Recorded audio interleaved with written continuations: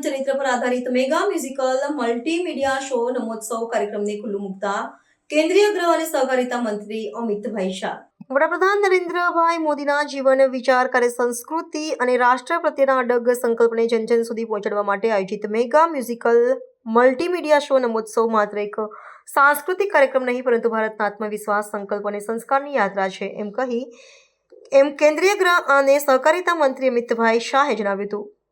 અમદાવાદના સંસ્કારધામ ધુમા ખાતે આયોજિત વડાપ્રધાન નરેન્દ્રભાઈ મોદીના જીવન ચરિત્ર પર આધારિત મેગા મ્યુઝિકલ મલ્ટીમીડિયા શો નમોત્સવ કાર્યક્રમમાં જાણીતા કલાકાર શ્રી સાઈરામ દવે સહિત કુલ 150 કલાકારોએ ભાગ લીધો હતો, જેને કેન્દ્રીય ગૃહમંત્રી, મુખ્યમંત્રી ભૂપેન્દ્ર પટેલ, નાયબ મુખ્યમંત્રી હર્ષ સંઘવી, મંત્રીઓ સહિત સૌ ઉપસ્થિત મહાનુભાવોએ રસપૂર્વક નિહાળ્યો હતો।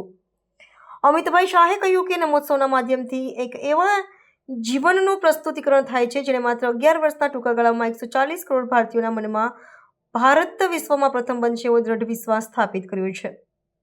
આ વિશ્વાસ વિચારો, કાર્યો, આયોજન અને અડગ સંકલ્પથી જન્મે છે અને તે ત્યારે જ શક્ય બને જ્યારે કોઈ વ્યક્તિએ પોતાનું આખું જીવન એ વિચાર માટે સમર્પિત કર્યું હોય।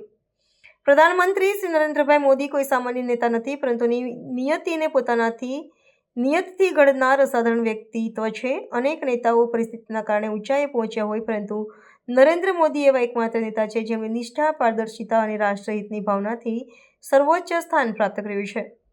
તેમણે જણાવ્યું કે અત્યંત ગરીબ પરિવારમાં જન્મ લઈને જીવનની શરૂઆત કરનાર નરેન્દ્ર મોદીજી આ જેવા વડાપ્રધાન છે કે જેમને વિશ્વના 29 દેશોએ પોતાના સર્વોચ્ચ નાગરિક સન્માનથી સન્માનિત કર્યા છે।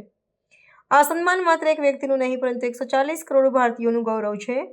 વડાપ્રધાન તરીકેના 11 વર્ષમાં શ્રી નરેન્દ્રભાઈ મોદીના નેતૃત્વ હેઠળ 27 કરોડ લોકો ગરીબી રેખાથી બહાર આવ્યા, 81 કરોડ લોકો મફત અનાજ સુરક્ષા મળી, 11 કરોડથી વધુ ગેસ કનેક્શન, 15 કરોડથી વધુ શૌચાલય, 10 કરોડથી વધુ ઘરોમાં શુદ્ધ પીવાનું પાણી, 56 કરોડ લોકોને બેન્કિંગ વ્યવસ્થાથી જોડાણ અને 4 કરોડથી વધુ પરિવારને પાકા મકાન મળ્યા છે।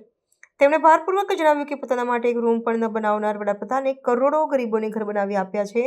આ જ નીતિ, નિયત અને નેતૃત્વનું શ્રેષ્ઠ ઉદાહરણ છે।